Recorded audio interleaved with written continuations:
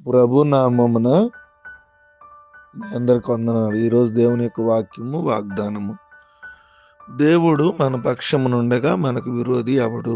రోమిలికి రాసిన పత్రిక 8వ అధ్యాయం 31 వచనం. ప్రియ దేవుని బిడ్డలారా, ఈ సంగతులను బట్టి మనం ఏం చెప్పుకోవచ్చు? దేవుడు మన పక్షాన ఉంటే మనకు విరోధి ఎవరు లేరు. ఈ వాక్యం విశ్వాసానికి అగ్ని లాంటిది. దేవుడు నీ పక్షంగా ఉన్నాడు. ఇది నీకు గొప్ప బలం. నీకు ఎదురు నిలిచే ఏ శక్తి నిన్ను ఓడించలేదు. భయము, అపజయం మాటలన్నీ కూడా ఏమవుతాయి? నిశ్శబ్దమైపోతాయి. ప్రియమైన దేవుని బిడ్డారు, నీ ఒంటరి వాడు కాదు. ఎందుకని అంటే సర్వశక్తి కలిగినటువంటి దేవుడు నీ వెంటే ఉన్నాడు.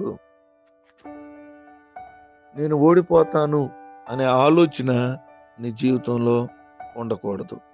లేకపోతే నేను అపజయాన్ని పొందుకుంటాను అనే ఆలోచన నీలో ఎప్పుడూ కూడా ఉండకూడదు. ఎందుకంటే సర్వశక్తి గల దేవుడు మన వెంట ఉన్నాడు. దేవుని బిడ్డలారా, నేను నీ పక్షాన ఉన్నాను, నీకు విరోధిగా నిలిచేది ఏదీ లేదు అని ప్రభువే మనతో మాట్లాడుతూ ఉన్నాడు. ఎలాంటి సమయంలో?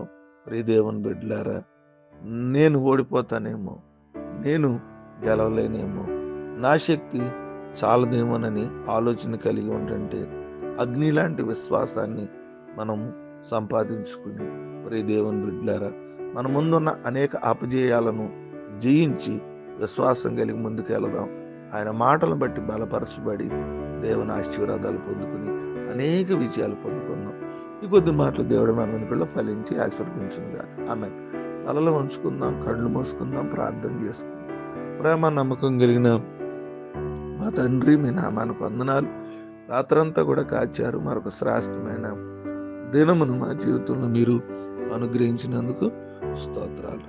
లేకుని లేచి మిమ్మల్ని ఆరాధించి అందుని బట్టి మీకు స్తుతిస్తూ ఉన్నాం. వాక్యం ద్వారా మాతో మాట్లాడారు. ఆయన మీరు మా పక్షానంగా మాకు విరోధమైందేమీ లేదు అని. సాతాను ప్రభా, నేను ఏ కుటుంబానికి విరోధిగా ఉండకుండా ప్రభా, నేను ఎవరిని మింగుదమా అని చూస్తూ ఉన్నప్పుడు మీరు కృప చూపించి ప్రతి విరోధమైనటువంటి విధానాల నుంచి విడిపించి ప్రతి కుటుంబాన్ని సంరక్షించి బలపరచమని ప్రార్థన చేస్తాం.